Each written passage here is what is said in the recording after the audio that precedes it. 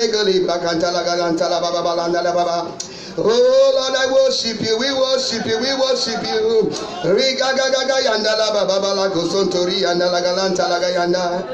Oh Jesus, Jesus, Jesus.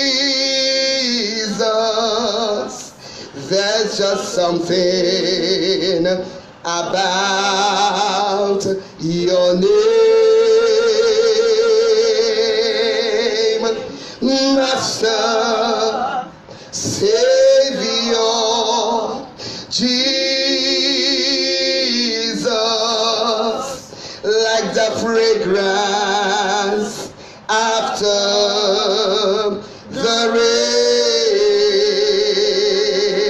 Oh, Jesus, Jesus, Jesus,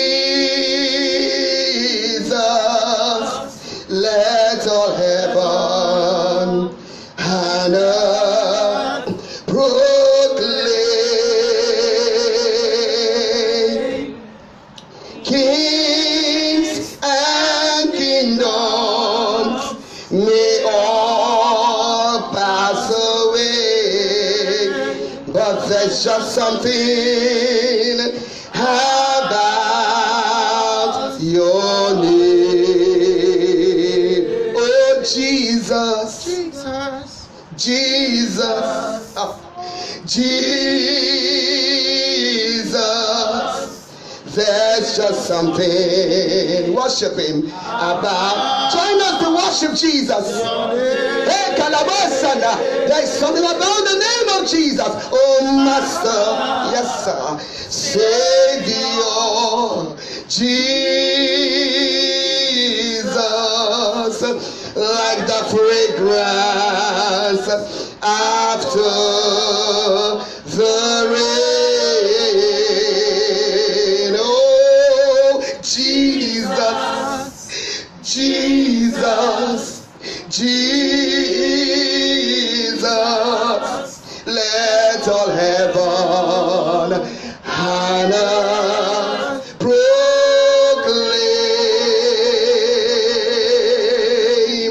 Kings and kingdoms may all pass away, but there's just something about your name. You are Alpha and Omega. Ashakayana. We worship you, our Lord. You are worthy to be praised. You are Alpha. You are Alpha. Somebody over there, join us to worship Daddy God. And Omega. We worship you. We worship you. Our Lord. You are worthy to be praised. Oh, we give you all. We give you all.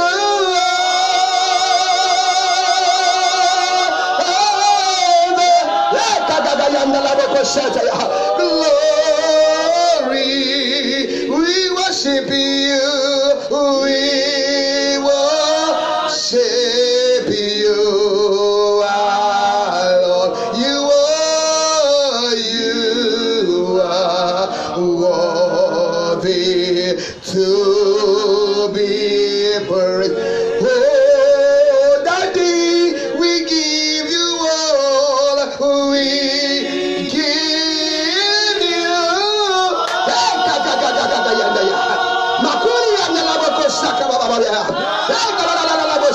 all the glory. We worship you. We worship you, our Lord.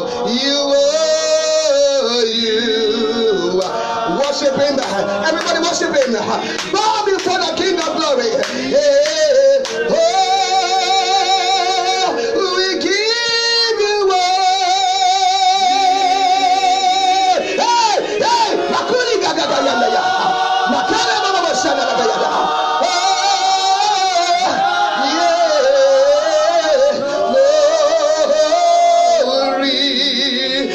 Worship you, we worship you. I love you, you are worthy to be praised.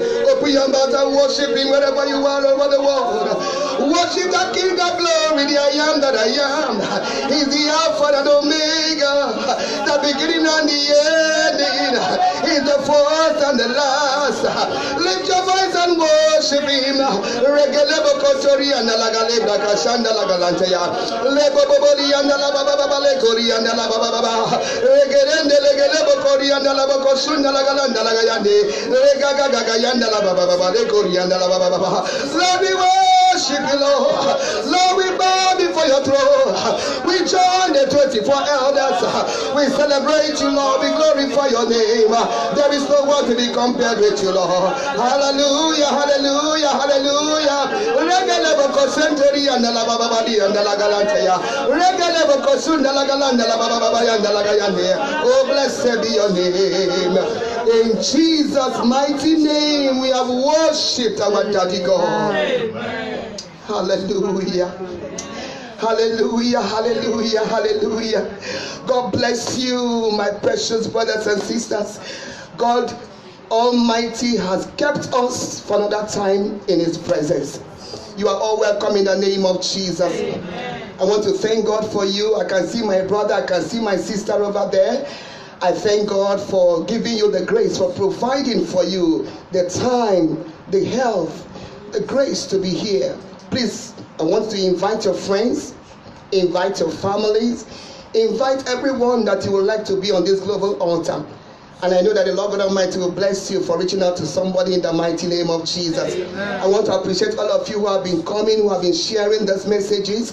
The Bible says in the book of Psalm 68 verse 11, the Bible says that God sent his word and great was the company that published it. I thank God that you are one of the company that is publishing the word of the Lord. And the Lord God Almighty will cause it to shine as a star forever. Amen. In the mighty name of Jesus. Amen. Please go on and keep on sharing. The more you share this message, the more people will be able to hear what the Lord is saying to his people in the mighty name of Jesus Christ. God bless you. God bless you. By the grace of God, today we are going to pray. This is a prayer retreat. Whenever we come here, we come to seek God. We've come to pray.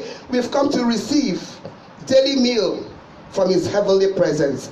And that is why, by the grace of God, we are going to go into prayer again today. I know that somebody that you have a testimony about your prayer life. And that reminds me, I want to encourage you, please. At the end of every message, you are supposed to pray. If you don't pray after any message that you have heard from the Lord, the enemy can steal the word. So after every message, you pray and push in the word deep down into your spirit man to sit in. When the word of God sits in, it begins to work, it begins to clean, it begins to sanctify, it begins to purge, it begins to bless. And please, I trust God that today, you are not going to be in a rush to just switch off after the message. You are going to spend time to pray. I'm trusting God for another 10 minutes today for us to pray in the mighty name of Jesus. Amen. Can somebody say amen over there? Amen. Somebody say, I'm going to wait to pray. I'm going to wait. I'm not going to waste the word. I'm not going to waste the word. Will work in my life in the mighty name of Jesus.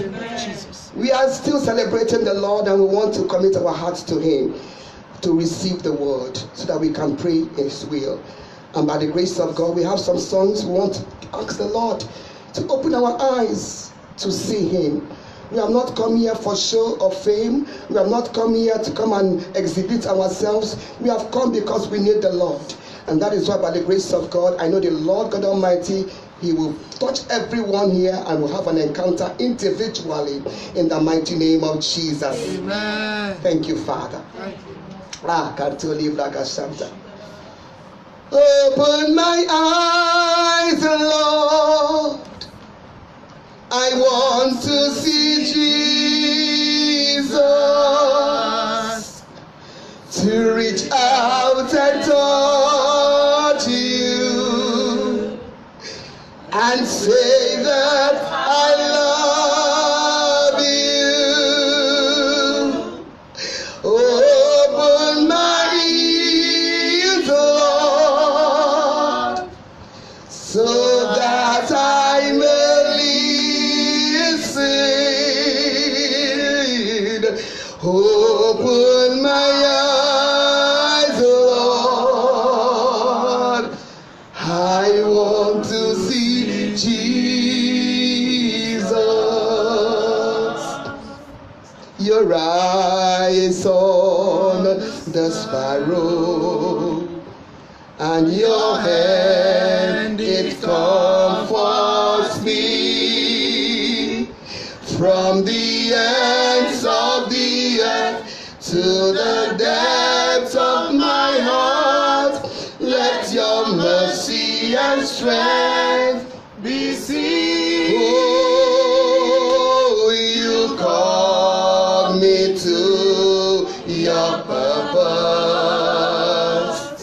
as angels on the sand. For your glory, may you draw all men as your love and grace demand. And I will run to your words of truth, not by might, not by power, but by the Spirit of God, as I will run the race till I see your face. Oh, let me live in the glory of your grace. And I will run, and I will run.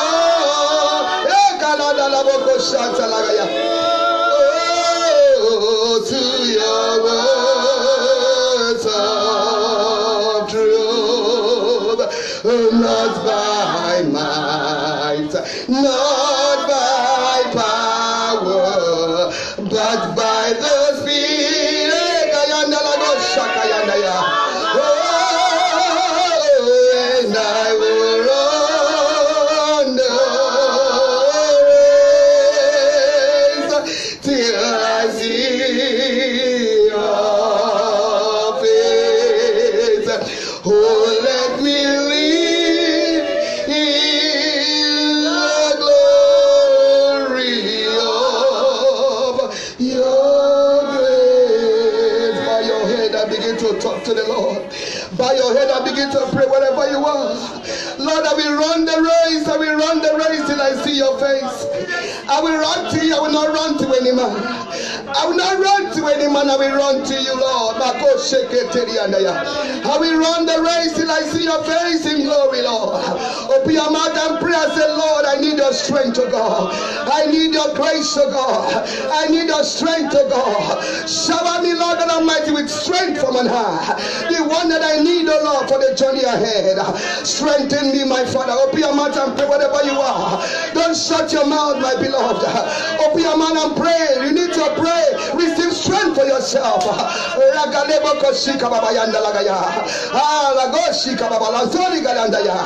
In Jesus' mighty name we are praying. Our Father, our God, we want to bless your name once again for today. Yes, Lord. Lord, we are what we are by your grace and your grace alone. Yes, Lord. Thank you, Lord, for the gift of life. Thank you, Lord, for bringing us again to this global altar. The place of revelation, the place of your glory. The place, oh Lord, where you want to have an encounter, oh Lord, with your children that you are expecting. Lord, we give you all the praise. We give you all the adoration. Thank you, precious Redeemer, Lord, for the grace to pray today. And you have given, Lord, you will baptize every one of us, oh Lord God Almighty, the baptism of prayer. In the mighty name of Jesus. Whatever, Lord, is going to resist the garment of prayer, whatever is going to resist Akuli and Shakaya, the angel of help to pray today. Lord, is it sin? Is it disorder? Lord, I ask, oh Lord, for your mercy. I repent, oh Lord. On behalf of myself and all these your wonderful children, Lord, we repent, oh Lord. We ask, oh Lord, for your mercy in the mighty name of Jesus. Let your blood, oh Lord, Father, cover the entire global altar. All over the world, every corner where your children are, let your blood begin to speak for them. Speak to in the life of that brother, the life of that sister, in that pastor's life, in the families, oh God. Let your blood begin to speak over us. In the mighty name of Jesus. Take over my life, Daddy. Possess me, oh God. Sit on me, Lord. And let there be a manifestation of yourself, even through preaching. And let your word, oh Lord God Almighty, give us, oh Lord, all that we need for the journey ahead. Thank you, sweet Heavenly Father. We love you, Daddy. We celebrate you. We honor you. We reverence you. Glory be to your holy name. In Jesus' unchallengeable mighty name, we have prayed. Amen. Hallelujah. Amen. God bless you. You are welcome once again by the grace of God today. Today is a very wonderful day because today God wants to pass information to us. And the message today is titled, Who is Gathering Us? Unto whom are we gathered unto? Who are we worshiping? Are we worshiping God? Or are we worshiping the devil? Where are we gathered? Is it in the church house or the clubhouse? So the message is saying, why are we gathering? Who is gathering us? By the grace of God, the Lord wants to put this right today concerning our gathering. Go to the book of Genesis chapter 49, verse 10. Genesis chapter 49, verse 10. Genesis 49, verse 10. Yes, what does it say? The scepter shall not depart from Judah, The scepter shall not depart from the place of praise. nor a lawgiver from between his feet, Or the Lord, yes, go ahead, son. until Shiloh come. Hallelujah. And unto him shall the gathering of The his Bible people says, be. unto the Lord, unto him shall the gathering of the people be. The Lord is telling us that whenever we gather, he is the one in charge. He is the one that called us. You cannot call somebody and when the person comes, the person begins to hurry you. When you call somebody, you can decide that you want to be quiet for 30 minutes. You won't say a word. The most important thing is that you have called the person. It is the person's duty to come and sit down and say yes. And that is what the Lord is saying, that he wants to speak to us today about our gathering. Because today the Lord said the purpose of the gathering has been defined. And that is why the Lord is going to be very, very real to us today by the grace of God. Because God fears no man. He's the judge. He's the chief judge. He's the executive director of his church. The Bible says, unto the Lord, not unto any man, not unto any pastor. Unfortunately, what we see today is that you see the pastor's picture at the altar. And so people are worshiping, they are seeing a human being at the altar. The Lord said that is idolatry. The purpose of the ushers standing in front of the altar is not to protect the pastor. The purpose of the usher standing in front of the altar is to chase away anybody who is standing on the altar who is not representing God. The Lord said that he wants to tell us the purpose of the gathering. And that whenever he comes to the gathering of the people, he goes to stand on the pulpit. The Lord said the pulpit is his habitation. He goes to the pulpit to stand. That is why today the Lord wants to begin to ask questions to people who are on the pulpit. Who put you there? Son, Nehemiah chapter 4. Nehemiah chapter 4. Nehemiah chapter 4. Yes. From verse 4. Nehemiah chapter 4 verse 4. Yes. Hear, O our God. Hear, O our God. For we are despised. We are despised. And turn their reproach upon their own head. Amen. Amen. Okay, son, please can you go to Nehemiah chapter 8? Thank you, Holy Spirit. Thank you, Lord. Nehemiah chapter 8. Verse 4. From verse 4. And Ezra the scribe stood upon a pulpit of upon a pulpit of wood. Of gold. Of wood. Of silver. Of wood. What is the type of the pulpit that God is looking for? Pulpit of wood. The reason why most of the pulpits today God is not there is because the pastor built the pulpit to suit him. And the Lord is saying he has a pulpit that he can enter. The Bible says what kind of pulpit? A pulpit of wood. A pulpit of wood. Continue. Which they had made for the purpose. There is a purpose for pulpit. The purpose of the pulpit is for God to be able to teach his people about his character. To teach people about him. The purpose of pulpit is to display who God is. The pulpit is a place of revelation. The pulpit is a place of heaven kissing earth. And God said that there is a purpose why he put pulpit in every gathering. And God is coming today to come and call everyone who has found himself or herself in the pulpit to examine themselves. Who put you on that pulpit? What are you doing on that pulpit? Because today the kind of pulpit we have is a pulpit of a business center. Pulpit of ATM machine. Pulpit of how to make money. Pulpit of duping the people. Because the Lord God Almighty is on this global altar today to put things right. Because the Lord told me, not every gathering has been unto me. Most of the gathering have been unto me. And I am not there. And I want to put my house in order because the Bible says judgment will start in the house of God. Amen. And that is why I want to beg you, if you can share this message to pastors, any minister of God, send this message to them because God said he is coming in his anger. He's coming in his anger. He's coming to devour any stranger on his pulpit. There is a purpose for pulpit. The purpose of pulpit is not for Jezebels to come and display their beauty. It's not for a place where the husband of the pastor will come and be displaying love with his wife. The pulpit has a sacred purpose, and that purpose is to show people God's way, God's character. It's for God to be able to have access to his people. And that is why you see the pulpit, you see that it is made specially for one person. There's going to be an accountability day. For every pastor who finds himself in a pulpit that God did not put him there. Go on, you will see, begin to see people that should be on the pulpit. Read on. And beside him stood Mattatiah. And beside Ezra stood who? Mattatiah. And Shema. And Ananiah. And Urijah. And Hilkiah. And Messiah. On his right hand. And on his left hand. Pedaiah. Mishael. Malchiah. And Hashum. And Hashbaddan. And Zechariah. And Meshullam. I ask you, did you see your name there? Everyone that should climb the pulpit, their name must be written by God.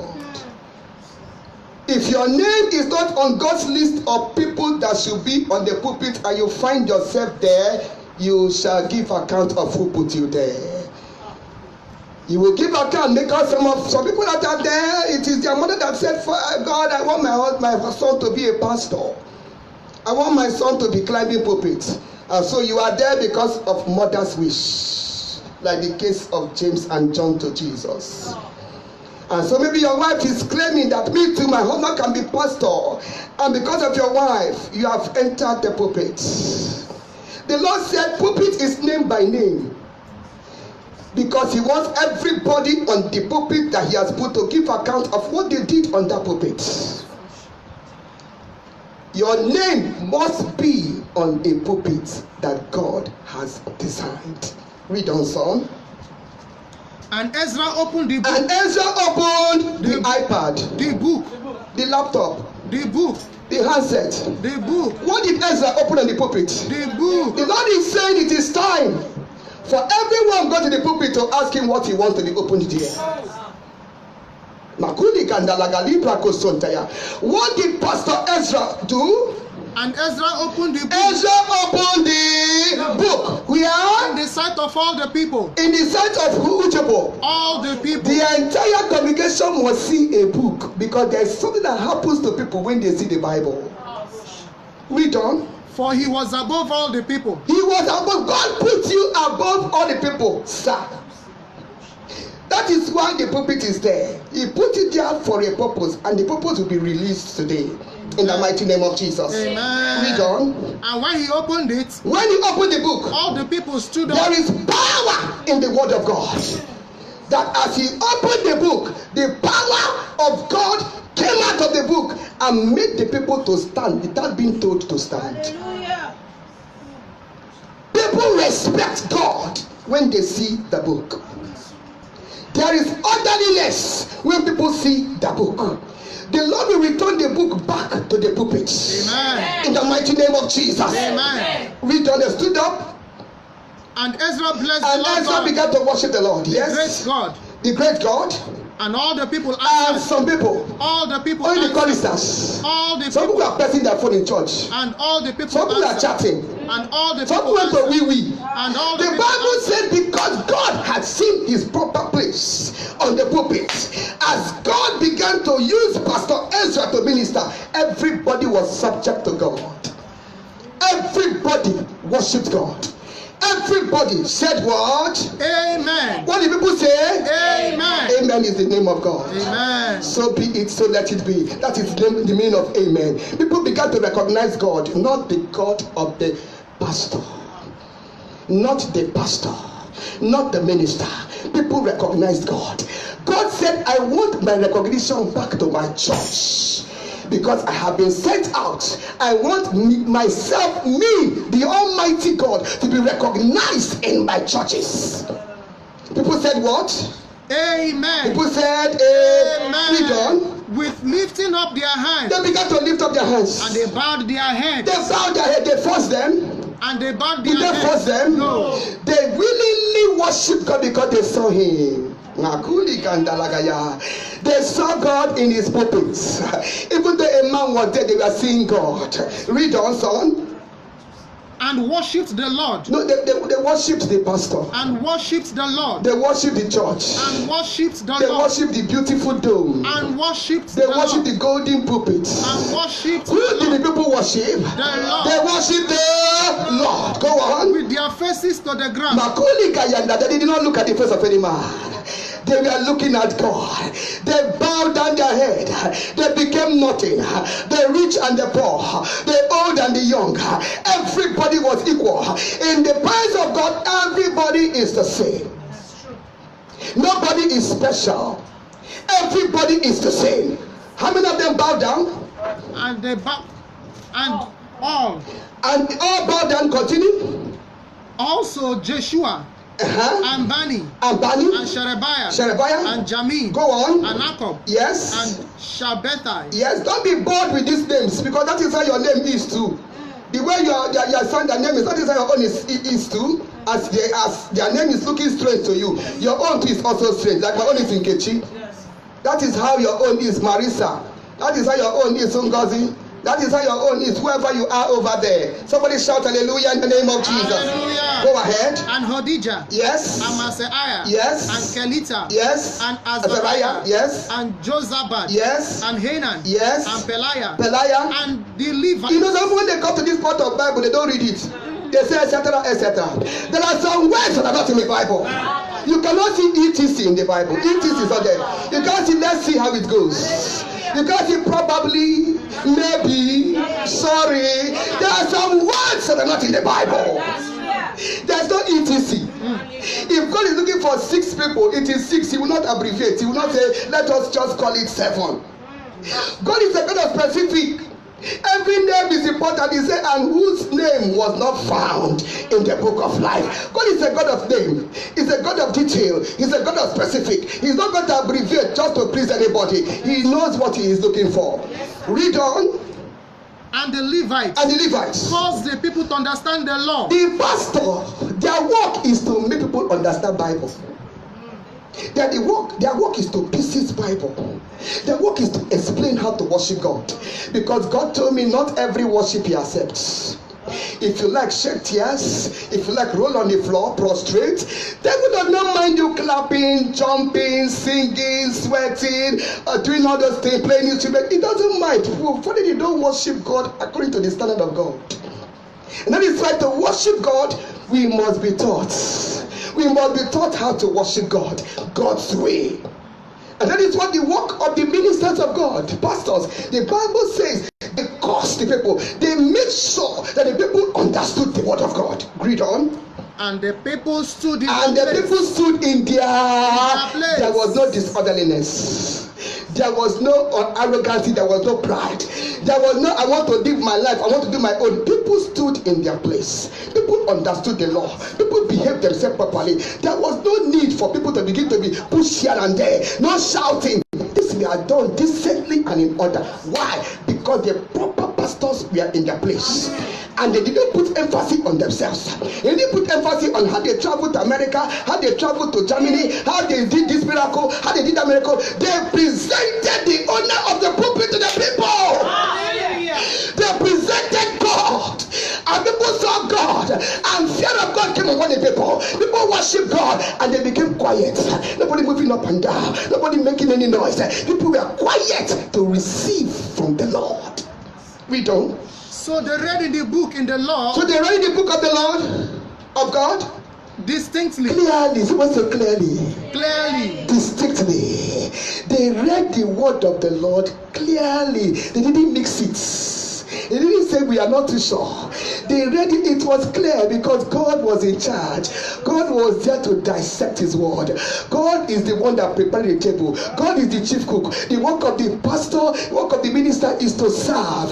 There is no waiter or waitress that queries the caterer in the kitchen. Their work is to take the order and go and bring the food already prepared. We are waiters. Pastors and ministers of God, we are waiters. We are not the one that cooked the food. The food had been cooked by the Almighty God, the one that has our daily bread, the one that knows what we need. That is why God is calling us to accept the truth today. The truth of why we are gathering. Because when we don't know the purpose of a thing, abuse is inevitable. Because we think that we are coming to have fun, we are coming to do high fives, we are coming to meet each other, social club, knowing me, knowing you. That's why we came to church, to mingle and to tingle. And to get a wife, and to get a husband, and to get connection for business, and to be able to get a job. That is what they have turned our gathering into a place of fun, a place where we come there and begin to exchange human ideas and copy each other. God is saying to us, conclude that reading. So they read in the book in the law of God distinctly and gave the sense. Somebody say sense. Sense. Somebody say sense. Sense. There is human sense and there is heavenly sense. There is godly sense. We have been operating with human sense. God is saying it is time for us to operate with biblical sense, the wisdom of God. God wants us to walk with wisdom, and that is why God is coming to us directly and raw. This global altar is a place to release the word of God raw. It's not a place to cook anything or begin to bend anything, because God fears no man. And God is the one that is speaking today and calling everyone that you find yourself in a position of having access to people. You must ask, who put me here? He said, give them sense and what? And cause them to understand the reading. Cause them to understand the reading. When people understand the word of God, there's something that is in verse 9. Read verse 9.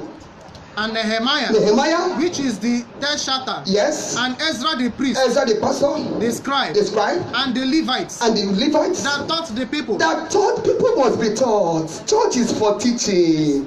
The gathering is for teaching. God doesn't call us for funfair. God calls us to teach us because God has a character. When you hear Holy Spirit, you're talking about the character and the nature of God. When you say Holy Spirit, holy means character of God. Spirit means the nature of God. And that is all it's all about. It's all about knowing the character and the nature of God. That's the Holy Spirit. That's why somebody say, I have the Holy Spirit. And I begin to say, if you have the Holy Spirit, where's the character of God? Where is the nature of God? You cannot have the Holy Spirit and you don't have his character. Holy Spirit is all about character and God's nature. And that is why God said, I'm looking for people that will worship me according to my nature, according to my character, in spirit and in truth. God is saying to us in verse 9 that they taught the people. Said unto all and the said people. Unto some of the people. Unto all the people. They choose the poor people to talk to them. All the people. Who did they preach to? Unto all. Who did they teach? Everybody must go under the influence of divine teaching. Yes. Everybody, nobody is exempted. Must sit down and be taught by God. Go on, son. This day is holy. This day is a day of social gathering. This day is holy. We are having a special Sunday service for a traditional dance. This day is holy. No, this day is a day of popcorn service. This day is holy. What did God say they should be teaching people in the church? Holy. This day is holy unto the Lord your God. Unto women meeting. Unto the Lord your God. Unto men program. Unto the Lord your God. Who has the day in the church? The Lord your the God. Lord our God. Read on. Mourn not. Don't mourn. Nor weep. No weep. For all the people wept. Yes. When they heard the words of the Lord. Whenever you hear God's word, there is repentance. Whenever you hear the word of God, it breaks the flesh. The original genuine word of God does not boost flesh. How do you know the word of God? The word of God is the word that exalts God's holiness and reduces the flesh of man. Humbles man, exalts God. Any gospel that does not exalt God and bring down nature of man is not the gospel of the Lord Jesus Christ. For he said, the Lord is in his holy temple. Let every flesh keep silent before him. Whenever we gather, because the Lord is saying, who is gathering you? Because today when you go to church, from the usher, you begin to ask yourself, am I in the nightclub? From their dressing, from the way they behave, you see brother and sister, they touch each other in the church as sensitive parts, and they say that we are having liberty. We are having liberty in his presence. All manner of things are going on. You come to the church, it is the pulpit to teach people how to make money. The pulpit is not to teach how to make money, because God already said in the book of Deuteronomy chapter 8 verse 18 that he's the one that will teach us how to make wealth. It's him that will teach. Pulpit is not to teach us how to make money, because they have done it before and many have entered into the hands of hoodlums and all manner of devourers. Open the book of Proverbs chapter 28 verse 20. Proverbs 28:20. That is the kind of thing that they teach. Make quick, how to get quick money, how to make money quickly. What does it say in the Bible then? Proverbs 28 verse 20. A faithful man shall abound. The Bible says a faithful man shall abound with blessings. With blessings. For he that maketh haste to be rich, but he that is rushing the people to make money shall not be innocent. There was a time in Nigeria talk about MMM, and they carried MMM to the pulpit. Yes, because they want to be the one to have the downline. Because so that the more they are in registering people, the more they are going up. The Bible says anybody that is hastening, teaching people how to make money quickly, what did God say to that person? Shall not be innocent. The person said you will be guilty. You will never be innocent. Go to verse 22. Verse 22. Yes. He that hasted to be rich. The Bible says he that is in a hurry to be rich hath an evil eye. Your eye is not good. And consider not that poverty shall come upon you must surely be poor. The church is not for where people should be given the spirit of covetousness. When you come and preaching that if you don't have money, you cannot have joy. If you don't have money, you are not a successful Christian. God did not come to God became poor so that we be rich. That is not the purpose of the altar. The pulpit is to teach people how to fear God. Look at how people were crying. I want to ask you, when last did you cry in church? Not because you are looking for a child, not because you have no job, not because you are sick in your body. When did you cry last? Because of your lies, because of your immorality, because of your bitterness. When did you cry last? Because it's good that your anger is so strong that when you get angry here, people have to go and take cover. When did you last cry in church after a message of repentance? That is the pulpit God is calling us to be. A pulpit of humility, a pulpit of brokenness, because God said, not every sacrifice I accept, not every offering I accept. Open the book of Genesis chapter 8. Genesis chapter 8. Let you begin to see that God doesn't accept every offering. Please continue to invite your friends. Because the Lord God Almighty is saying that there is something He wants to do today in the life of His people. This global altar is for the people of God. It's for people that are saying that I am a child of God. There are people that own this global altar.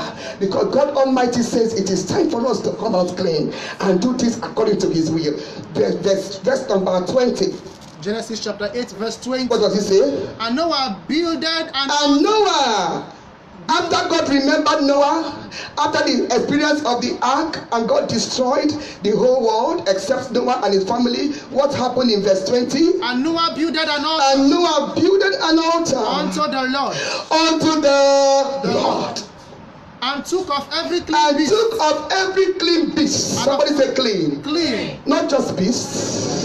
He had to choose a clean one, because God cannot accept anything that you bring. He cannot accept any song you sing. He cannot accept any dance you dance. He cannot accept any dressing you dress. There is an appearance to appear before the king. I will show you in the scripture. Read on, son. And of every clean fowl. Clean beast. Clean fowl. And offered. Leviticus chapter 10 verse 10, the Bible says, God asks us to put difference, Leviticus 10:10, between clean and unclean. God knows clean things. Don't say anyhow, let us sing hallelujah anyhow. No, there's a clean hallelujah, there is a dirty hallelujah. A dirty hallelujah when you know that you have just finished kissing a girl that is not married to you. Your mouth shout hallelujah is a dirty one. When you know that you are cheating somebody in the business and you carry the money to go and bribe, to go and pay in the church, God said your money is a dirty money, is an unclean sacrifice. God knows every secret and every detail. Look at the Bible, read on. And did what? And offered of every clean fowl. Yes. And offered burnt offerings. Where? On the altar. Beloved, if your offering does not pass through fire in the eyes of God, it can never be accepted. The problem of Cain and Abel was not because of the size of the offering, like we have been heard in preaching. It's not because Abel's offering was fresher, was finer, was whatever, or more superior. The difference between Cain and Abel was their motive, was their heart condition. If not, the two offerings, from what the Bible says, they were the firstlings. They were all good, but the motive made it Cain's offering to be unacceptable. The Bible says that offer burnt offerings on the altar. Look at God came with his nose instruments. And the Lord smelled the sweet savour. The Lord came to the offering and there is a God that has a nose. There is a God that smells. There is a God that likes good aroma. He knows the difference between your songs. He can differentiate songs from a brother and a sister. He knows whose song is giving him a good nose, a beautiful smell. Read on. And the Lord said, and the Lord smelled a sweet savour. May your offering begin to become a sweet savour to the Lord in the mighty name of Jesus. Amen. A sweet savour, read on. And the Lord said in his heart, the Lord began to talk inside his mind. I will not again curse the ground. God began to promise from inside the heart. There is somebody here as we begin to worship God acceptably. God will begin to promise in his heart concerning me and you in the mighty name of Jesus. Amen. And he did what? And he said, I will not again curse the ground anymore for man's sake. For the imagination of man's heart is evil from his youth. God said, even if you know that they are not good people, because of what Noah has said, I'm no longer going to punish them. I'm not going to destroy this world again because of one man's sweet offering. I pray today for me and I pray for you that for our sake, when we shall begin to offer the offerings of burnt offering to the Lord on the altar of the Lord genuinely, because of us, God will remember our families. God will remember our land in the mighty name of Jesus. Amen. Beloved, God is calling us to worship him according to his standard, according to how he likes. God is telling that there's a dress you wear to come to his presence. Go to the book of Esther, chapter 5, verse 1. Esther, chapter 5, verse number 1. Esther, chapter 5, verse 1. verses 1. Yes, verse 1. Now it came to pass on the third day, yes, that Esther put on her royal apparel. Esther put on her royal apparel, and stood in the inner courts, yes, of the king's house. Listen to me. There is a dress that fits the King of Kings and the Lord of Lords. You cannot go to his presence dressed anyhow. Whenever you are going to the house of God, there's an appropriate attire. Because God in the book of Zephaniah chapter 1 verse 8, and whenever we gather, he comes to check our dress. Zephaniah chapter 1 verse 8, so quickly. Zephaniah chapter 1 verse number 8, quickly. Zephaniah chapter 1 verse 8. Zephaniah chapter 1 verse number 8. What does it say? Zephaniah chapter 1 verse 8. And it shall come, yes. And it shall come to pass in the day of the Lord, the day of service. Not whenever you gather. I'm going to come there. Yes. That I will punish the princes. I will come and inspect all my children. And the king's children. Yes. And all such as are clothed with. And I will look for those people who did not dress according to a kingly way. Every strange apparel, I will look for them. What did he say he will do to them? I will punish. In the same day, he didn't say the following day. He said, while you are even there and you are praying, you are binding, you are losing, you are paying tithe, you are giving testimony, I will not even wait for you to finish. I will start punishing. What did he say?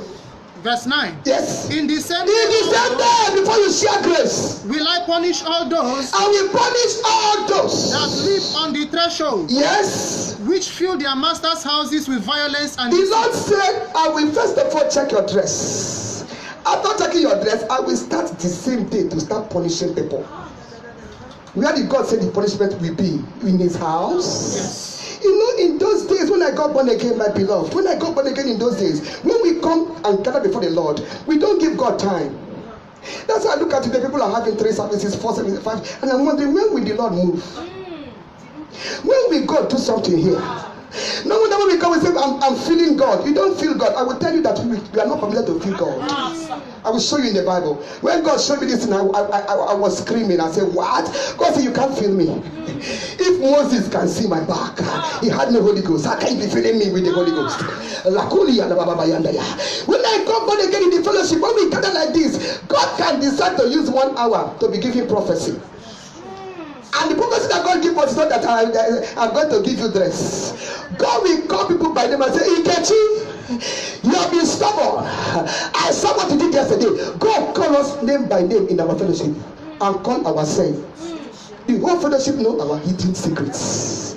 But the prophecy of today is prophecy about blessing and prosperity. And that prophecy has to be looked into.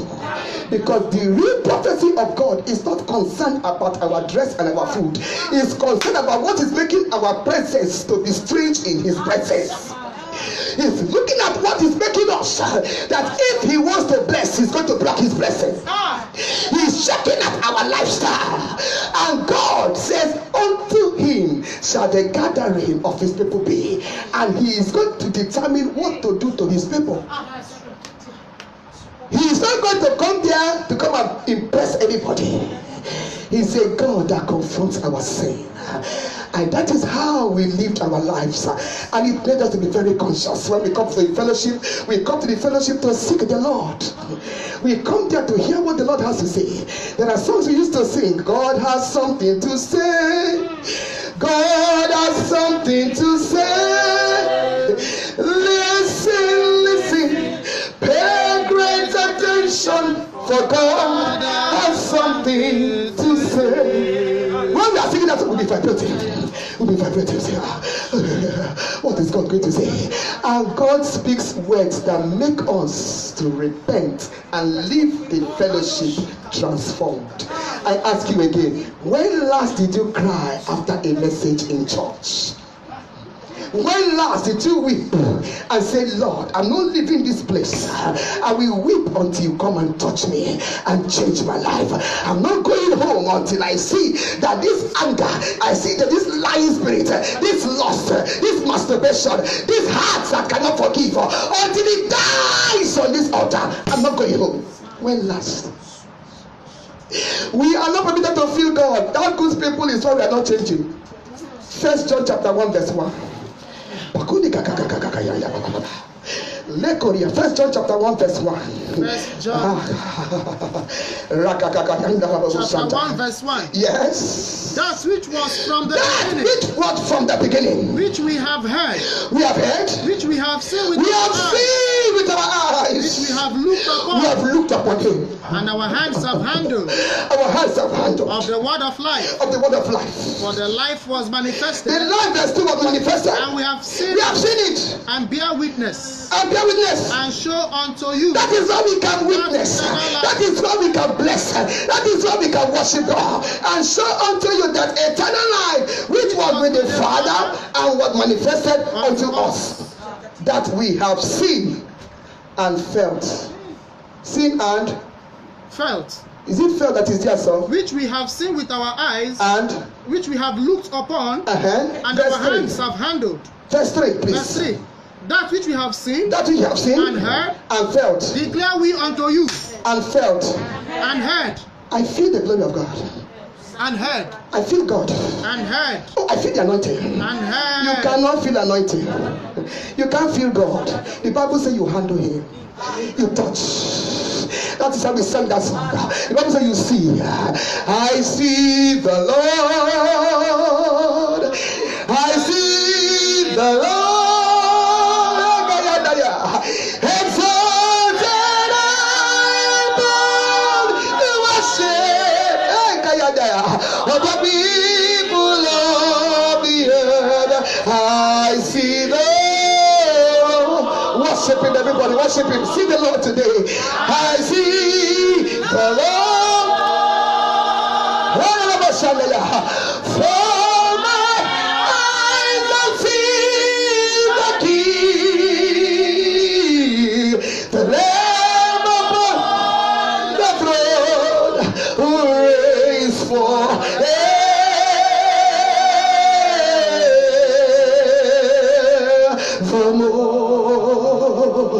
You see the glory of God. When you see the Lord, you see that he reigns over your problem. He reigns over what you are passing through. When you see the Lord, you will never again be discouraged, because your eyes will see that he is the Lamb upon the throne, and that he has taken care of everything that is a care in your life. You don't feel God. You see God. You touch God. You handle God. When God told me this, he said, Kechi, how do you want to be feeling me? And you have me in you. You have the Holy Spirit. Moses did not have the Holy Spirit, but I showed him my backpacks. How do you just want to be satisfied by feelings? Feelings can expire. Feelings can look like the same feeling. The same feeling you have when you are having sex. That is the feeling that some of us have in church. Goosebumps and euphoria. No wonder after service you can still have fornication. You can still keep malice. Evil still continues. Why? We have never seen the Lord and his glory. Glory is that us. If it is the Lord that you are going to meet, will you dress the way you are dressing? Will you have time to put eyelashes? Will you have time for those that jewelries? Will you be able to have time to wear the mini skirt? I want to talk to you, sister. You gospel singer. If it is God that you are going to sing for, will you dress like that? Can you face God exposing your body like that? Can you face God? I don't think you know who you are going to meet. You're not going to meet the Holy One of Israel. You're not going to meet the one that can kill and make alive. You're not going to meet the one that died on the cross. Do you think it is easy to die? You think it is easy to die? You say you're going to worship God, but you are carrying profanity, you are carrying fornication, you are carrying immorality, you are carrying all manner of dirtiness. God said, I don't accept every praise. Worship is beyond singing. If worship was singing, the madman of Gadara did not sing any song, but he worshipped God. If worship was singing, what about the deaf and dumb? If worship was singing, what about the leper that came back to say thank you? Worship is beyond a good voice. Worship is more than the house, the jumping. It's more than that. Worship is about your lifestyle. Worship is how you value God. Worship is how you are ready to obey the word of God. Worship is how you take God in your secret place when nobody is watching. That is real worship. Worship is the way you come to the church and get attention to yourself, and everybody is carrying their camera to video you, and your head will be increasing and expanding. Worship is bigger than your gifts and talents. Worship is how much of God you have been taught. It is what you know about God that you worship. That's why you don't worship God because of food. You don't worship God because he gave you clothes. You don't worship God. When people say, Lord, I worship you for my family, that's an insult. Because God said, that is praise. That is praise. Everything should praise me. Psalm 150 verse 6. Everything is a command. You don't beg people to praise God. Anybody who doesn't praise God is a sinner. It is their duty. It's a commandment. Praise is an order from the commander of the hosts, the creator of the heavens and earth. Praise is a command. You don't need advice.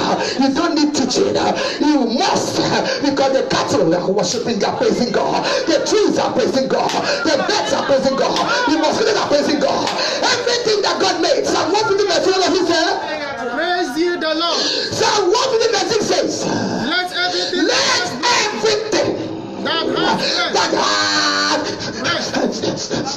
praise the Lord. Once you are breathing, God says automatically, you must praise me. It is compulsory. It is my right. But what is God looking for? John chapter 4. God is looking for. God said, I do not know who. I don't know who will worship me. I'm still searching. I'm still searching. John 4, 22-24. I'm still looking who will worship me. Who will worship me? Who will worship me? Read on, son. The Bible says you are worshiping what you don't know. We know that we worship. We know what we worship. For yes. Salvation is of the Jews. Go on, 23. But the hour cometh. The Lord said the hour has come. And now is. Now is the time. When the true worshippers shall worship the Father. When the worshippers. When the true worshippers. When the worshippers. When the true worshippers. People say that I'm going for worship service. I'm going to church for worship. God is saying, who are you going to worship? Because we are two. It's either me or the devil. Because the devil, I will show you that the devil likes worship. I will show you. People say, who are they going to worship? They say, I'm going to the worship. I'm going to worship. Who are they going to worship? He when the true worship. God separated. God said there is true and there is false. When they have which worshiper? When the true worshippers shall worship the Father. Shall worship Daddy God. In spirit.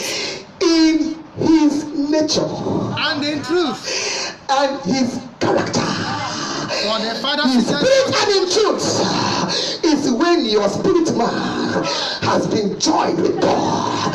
When God is not living in your spirit, when your spirit is no longer you, when your spirit is not answering God, when you are genuinely born again and converted, that is when you can worship God in spirit.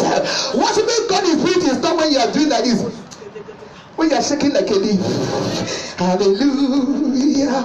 That's not worshiping God in spirit. Worshiping God in spirit is not when you close your eye, because you can close your eye and be shaking, but when you open it, you are remembering fornication. When you open it, you want to continue your bitterness. When you are worshiping in the spirit, the nature of God, the nature of holiness, that nature begins to see things the way God sees things. In spirit and in truth, the word we have handled in the character of God. The truth of God is the character of God. That's the work of the pulpit. The work of the pulpit is to teach people the character of God, the manner of God, the way of God. How does God do things? How does he think? How does he talk? What makes him God? That is what the pulpit is meant for. God said what in verse 24? Verse 24. God is a spirit. God is a spirit. A spirit. And they that worship him. God is not emotional. God is not shaking of the body, falling up and down. You fall, you used to lie 1 time a week. When after falling, your lie increased to 5 times a week. It's not by falling. People are falling and broken chairs, broken their wristwatch, broken their waist, and they got up worse than they fell. The Bible says God is a spirit, and they that worship him must worship him in spirit. Is it must for me or shall? Must worship. That means there's no negotiation. It's compulsory. They that worship him must worship him in spirit and in truth. For what? The Father seeketh such. God said in Kechi, I have not found worshippers yet. I'm looking for. When the Lord told me that some years back, I said, I'm looking for. I said, Lord, don't look again. Find me. Somebody over the living and say, Father, find me. Don't look again, don't look again, don't search. Find me. Can you say it again, Father, find me? I cried that I said, Father, find me. And by the grace of God, from that day I made up my mind. I said, if I am the only going to be the only true worshiper God will find, I will stand for him. And that was why he came to me when my daughter died, to come and test me if I am still a true worshiper. Because true worshippers are found in the place where they pray and there is no answer. True worshippers are found when their delay on their prayers is so much that it's becoming a reproach. True worshippers are when they are mocking you. They are mocking you and laughing at you. And you are still saying, no man, event. True worshippers are when you are 40 years above. You don't have a husband. And they are mocking you, saying, today I will lift up my voice in praise.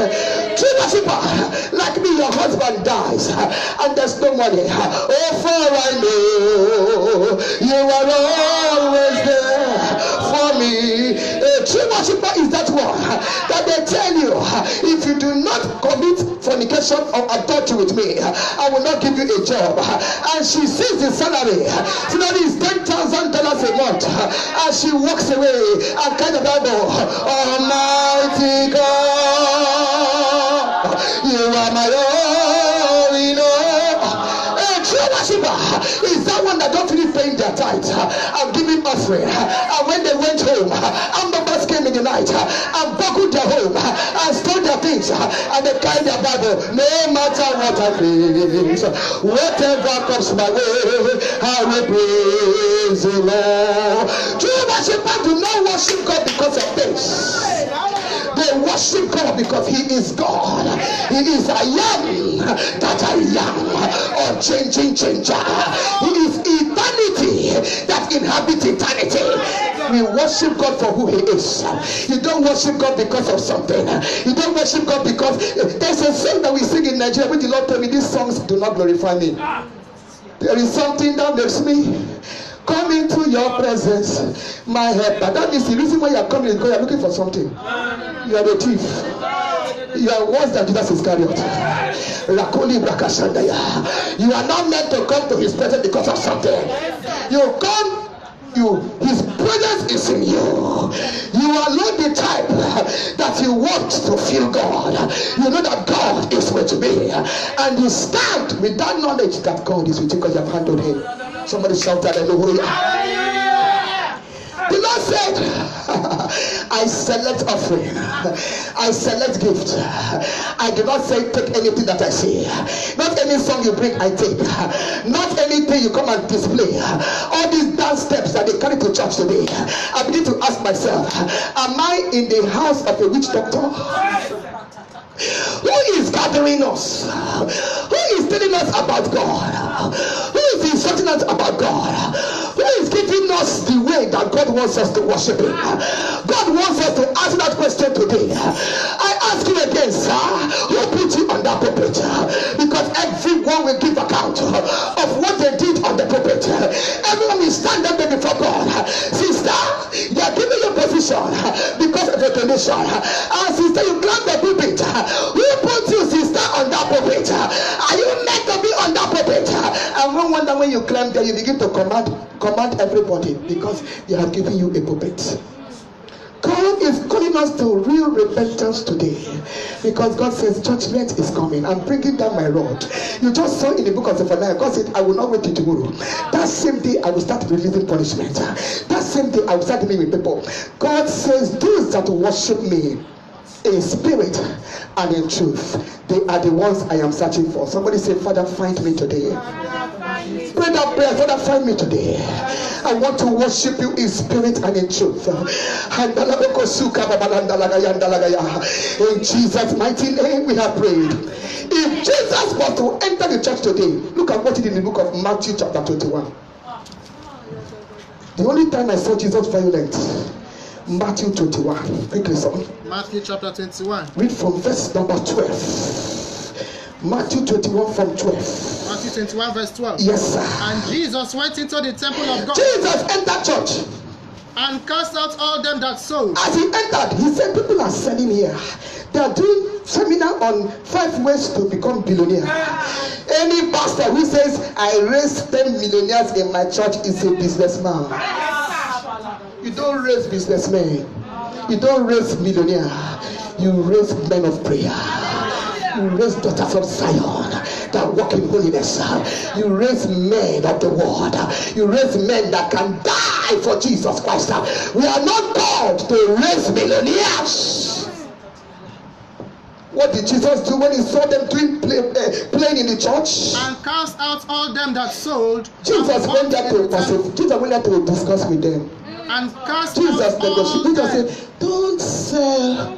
No, don't sell in the church. What did Jesus do? And cast out all them that Jesus, for the first time, look at the whole Bible, where Jesus got mad, in quotes, was when he saw them changing purpose of church, spoiling gathering, spoiling the pulpit of the Father. The Bible says he did what? He cast out all them. Imagine one man, Jesus, casting out over 20 people. Which energy was there? The Bible says the zeal of the Lord has consumed me. It burns in my soul. Read on, son. And cast out all them that he cast some of them out. All them. He reserved the rich people. All them. He reserved the people that are donating in the church. All. Everybody was cast out. Go on. That sold and bought in the temple. Those that are doing buying and selling, playing in the church, doing politics in the church, doing a man of evil, Jesus chased them out. God told me as I was praying over this message, God told me if I come to the churches of the day, from the pulpit down, I will sweep them out. I will clean up from pulpit down. I will chase out everyone. I will even go to the children's church and look for the toddlers and put them on the pulpit. I will look for that one old widow at the back who prays for pastor. That's the one that I'm going to put to become the one that will be standing to intercede for me in that church.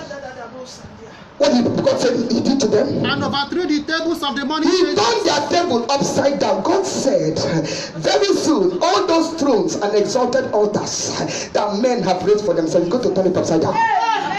Read on. And the seats of them that sold doves. Yes. and said unto them, what did God say?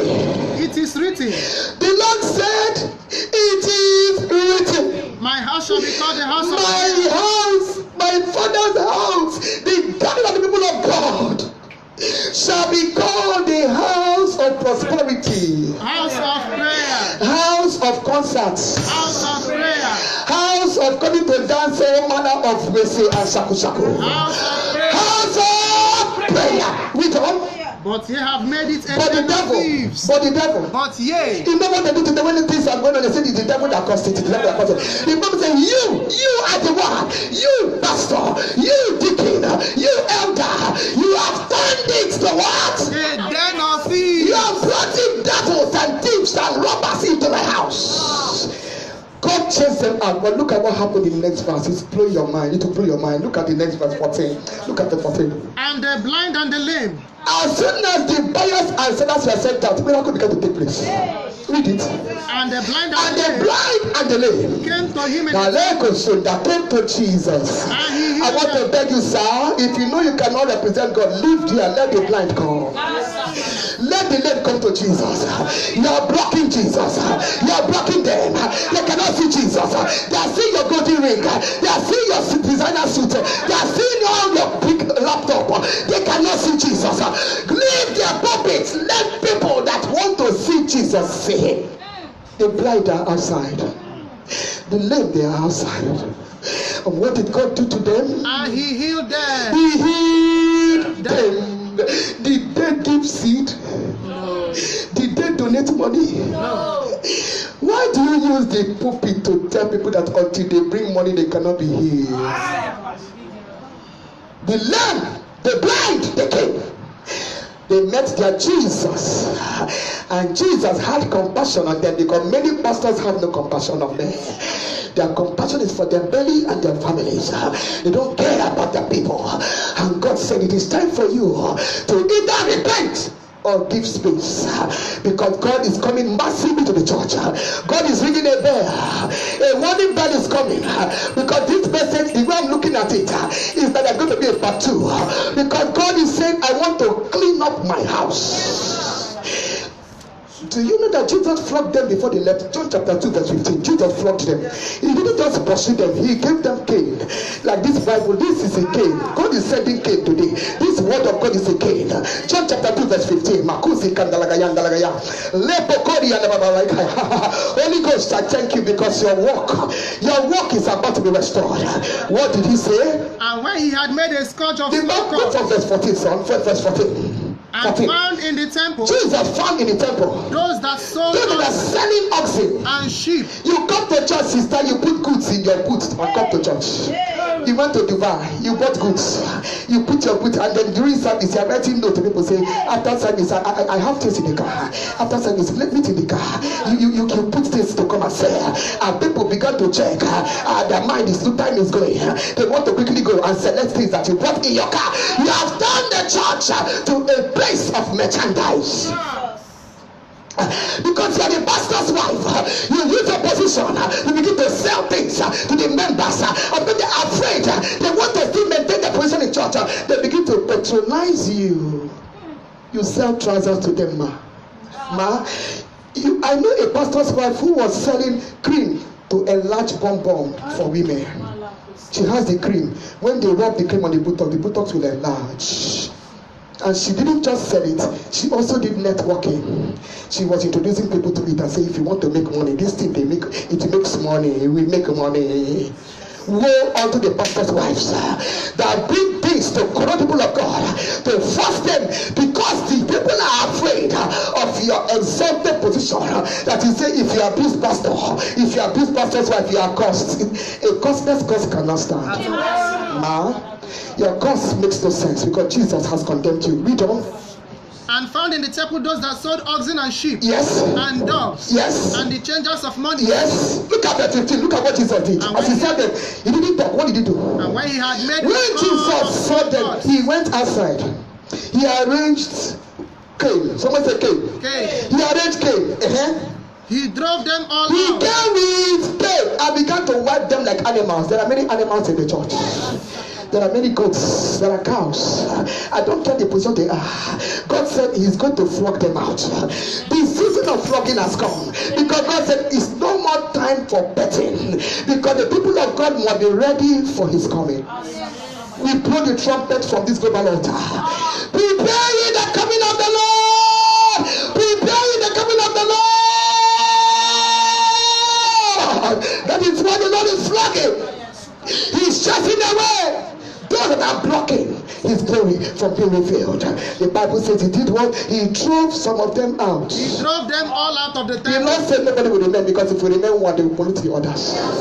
Everybody, no matter your position, will be driven out. And that is why I want to call upon everyone that is here coming to this global altar. The Lord said that some of you are going to replace some people.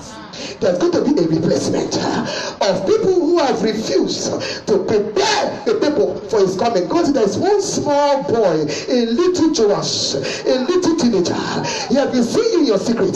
How you are waiting upon him, how you are praying. God said, I'm going to pick you, I'm going to anoint you, I'm going to raise you, and I'm going to use you. You will sound the alarm, you will blow the trumpet of my coming, and I shall glorify myself through you. Say yes, the Lord, in the name of Jesus. Amen. If Jesus enters the church today, you can be sure that there may be no chorister there.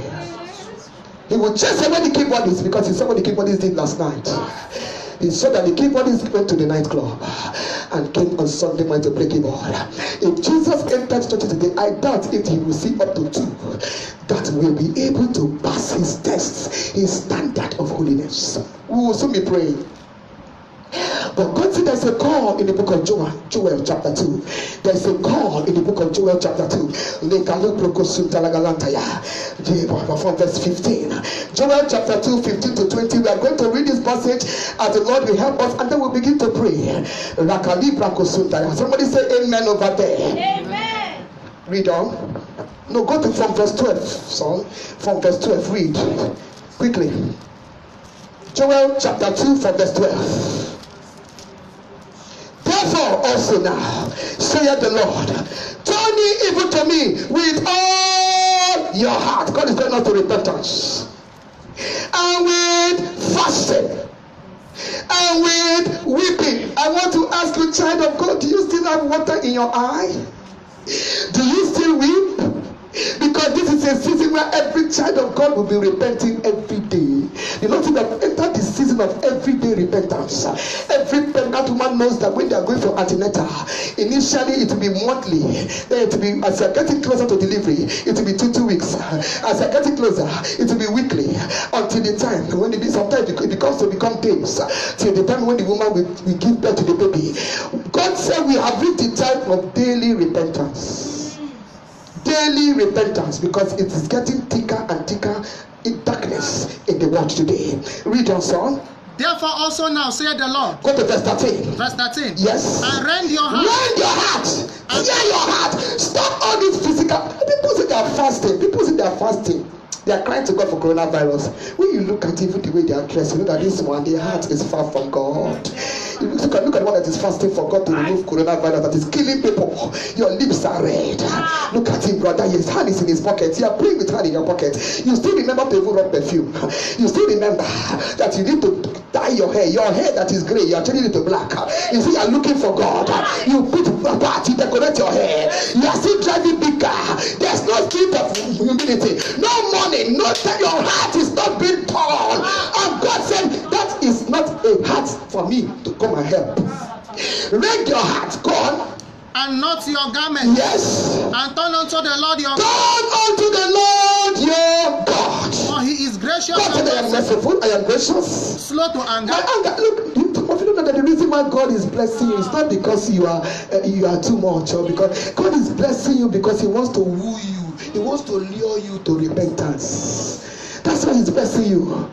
Don't think that because what you are passing through, God has solved the problem. He has answered your problem. Then at the end of the day, you feel that if God did not like what I'm doing, how come He's blessing me? No. God Almighty is saying the reason why I am blessing you is not because you are righteous, but because I am gracious. I am slow to anger. I want to turn you back to to me in the name of Jesus. The Bible says he is not to anger, he is of great kindness, he does not repent. He repented him not of the evil. 14. Who knoweth if he will return and repent and leave a blessing behind? God says after every repentance he will leave, there will be a blessing. Repentance is what introduces God's blessing. In the name of Jesus. God said, go to verse 15. Go to verse 15. He said, blow the trumpet in Zion. I wish I had a shofar. He said, blow the trumpet in the house of God. Before the trumpet will be blown to the world, the trumpet will be blown in the church. The trumpet will be blown in Zion. The Bible says, sanctify a fast. Call a humble assembly. A humble assembly. Gather the people. Everybody must be gathered. Sanctify, separate the congregation.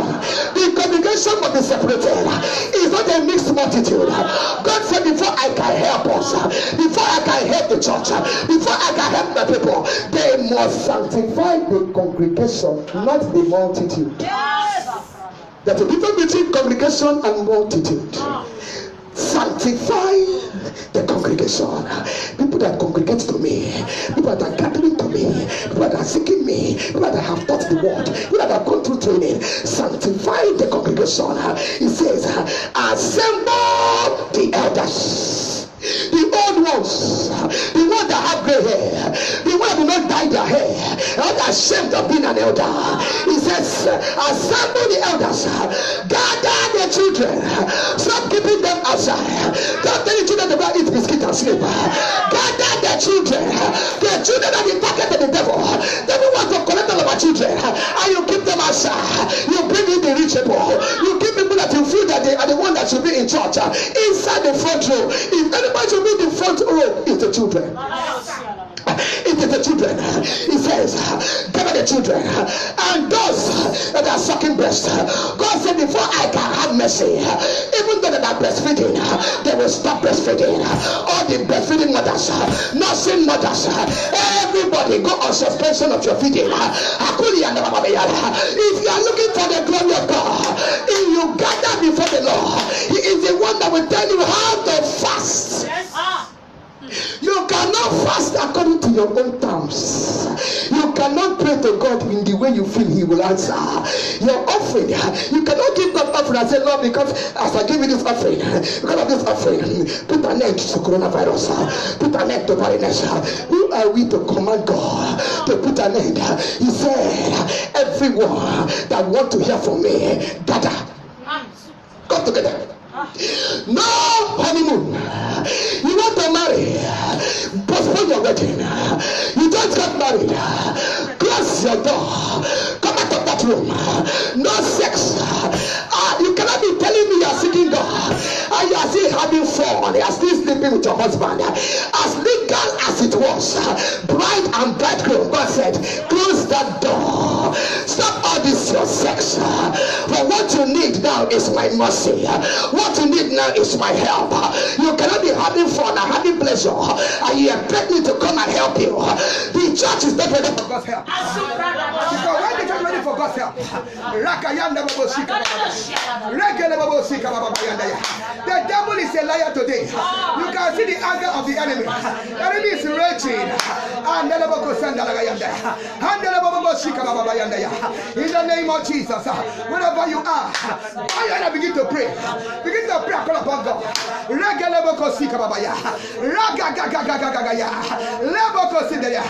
Bow your head. I begin to pray. Begin to thank Him. The enemy is angry. The enemy is raging. The enemy is wondering, what happened to me? What did I do? That this brother is coming to liberate the church, to liberate the people of God. Lift your voice and pray. Everybody cry to God. We need the Lord. We need the Lord. We need the Lord.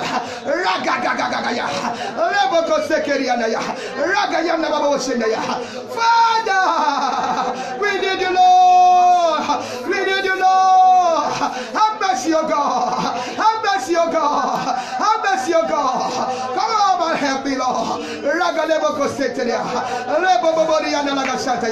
In Jesus' mighty name we pray. Say, Father, say, Father, help me, Lord, to worship you acceptably. Raise up people that will teach me how to worship you. Open your mouth and cry to God. Open your mouth and pray. I mean, somebody will join me to cry. You can see the devil is raging. The enemy is crying. Cry to God. Father, I want to worship you according to your will. I want to worship you acceptably. I want to worship you by teaching. I want to worship you in spirit and in truth. I don't want to gather to the devil. It is only your gathering. And I want to be part of. I don't want to be the gathering of demons. Open your mouth and cry to God. Father, separate me from evil gathering. Separate me from evil gathering. In the name of Jesus. Somebody open your mouth and pray over there. Wherever you are, open your mouth and pray. Cry unto God. Cry, run to him. The song that says, I will run to him. I will run to him. Don't stop praying, my beloved. Don't mind the distraction. All the distraction are part of it. To tell you the devil is uncomfortable. He doesn't know how many this message has come without his knowledge. Cry to God. Father, I don't want to worship you under your anger. I don't want to worship you. I have a Korean under your anger. And mercy upon me. In Jesus' mighty name we pray. Amen. The Bible says the pulpit has a purpose. If a wicked man climbs the pulpit, all he will bring out is wickedness. If an immoral man climbs the pulpit, what he will bring out is immorality. You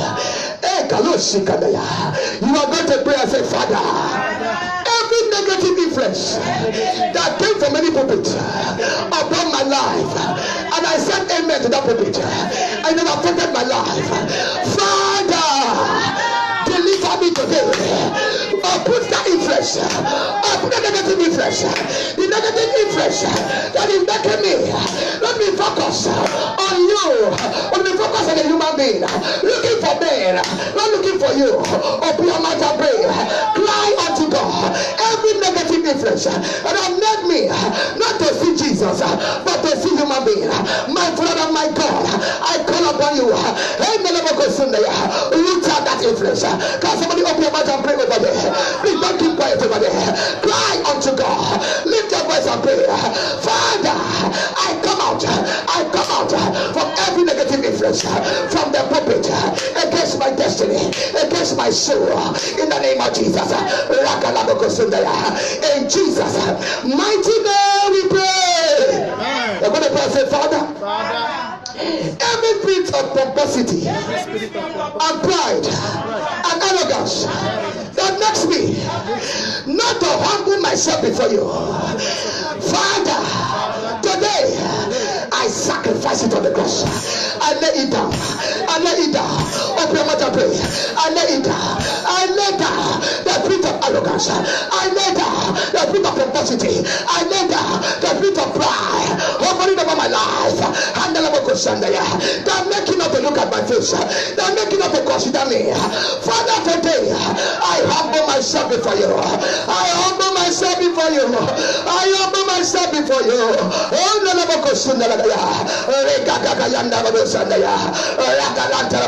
Have mercy upon me, Lord, today. I humble myself before you. In Jesus' mighty name we pray. I hope you are praying over the child of God. Don't allow the devil to distract you. This is how prayer is. Anytime you want to pray, there must be distraction. You better start getting used to it. That is when the enemy will want to prove that he's around. As for me, God has helped me. I cannot be distracted. I'm not moved. I'm not moved by whatever is going on right now. I'm only moved by the one that is not moved by emotion. Those emotional things. God is a spirit. He is a spirit, and his spirit has no night, it has no darkness. He is a spirit. You know that you tell somebody over there, the time has come for you to ask yourself, am I in the church house or am I in the clubhouse? Because the Lord said it's time for you to come out. Come out of that clubhouse. Come out of that place where you go and learn how to dress for the devil. Come out of that place where you go and that is the place where they want to sleep with you. Come out of that place where you go and at the end of the day you cannot even pray. The music is good. The music is tinkling. The music is giving you goosebumps. But the music does not connect you to the Spirit of God. You are going to look up and say, Father, every clubhouse I find myself worshiping in. Today, I come out. Clap your hand and pray. I come out. I come out of the clubhouse. I come out of the clubhouse. I come out of the clubhouse. I refuse to be a clubber. I am a child of God. I am a daughter of Zion. I refuse to be a clubber. I reject the clubhouse. I reject the clubhouse. Father, open my eyes to know where I am. Help me not to take the decision. I know it is a tough decision. I'm so used to church. I'm used to the people.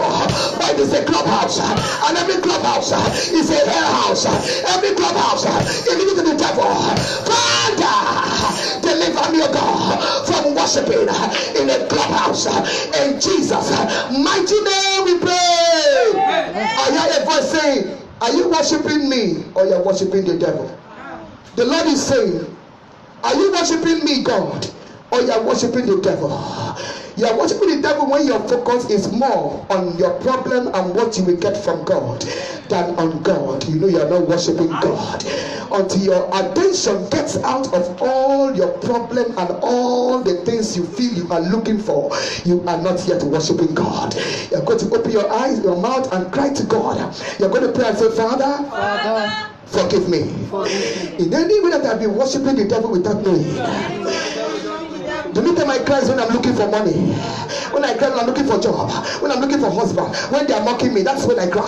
I've never cried to know you. I've never cried to be deep in you. I've never cried that my prayer life is not good. I've never cried that my Bible study life is not good. Father, I have realized I have not been worshiping you.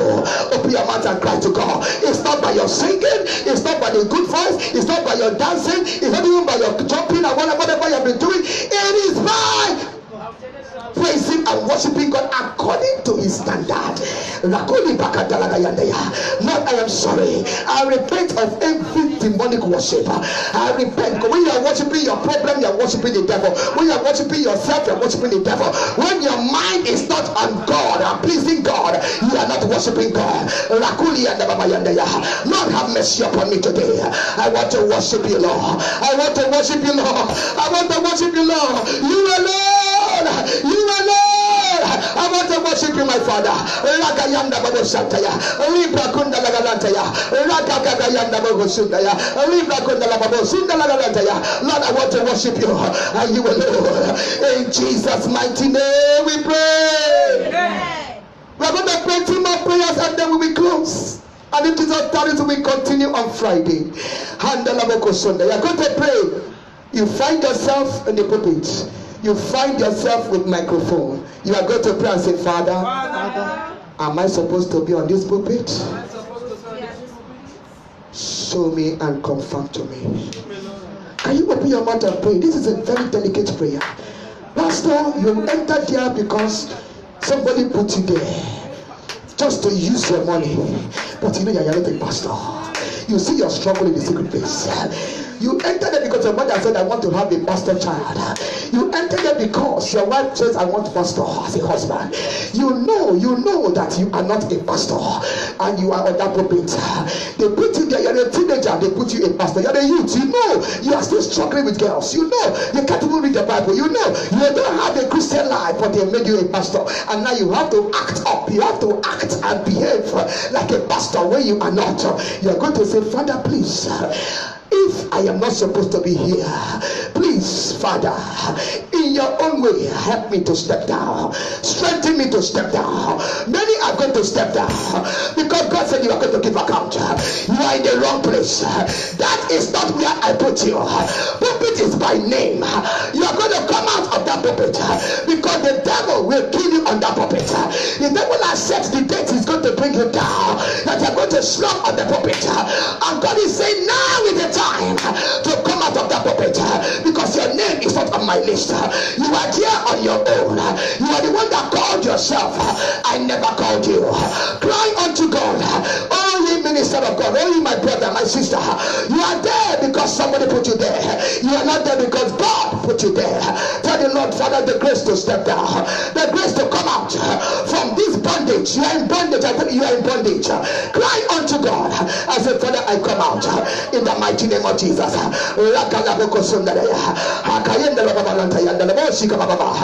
In Jesus' mighty name we pray. Finally, you are going to lift your voice to God and cry to God. You are going to pray and say, Father, from today, let nothing excite me but the teaching of your true word. Open your mouth and pray. Pray. Keep on praying. Even at the end of this broadcast, keep on praying. Let nothing else excite me. Let nothing else excite me. I cannot even hear prayer. I wish I could hear your voice over there in Italy. I can hear your voice over there in the UK. Let nothing else excite me. Let my only excitement be the teaching of your word, the raw word, undiluted word of God. Let me learn what is going to make me to be broken. I want to be broken. I want to repent naturally. I don't want to be pushed to repent. Lord, let it be my passion. Let it be my hunger. Let it be the food I want. Let it be all that I need, my Father. In the mighty name of Jesus.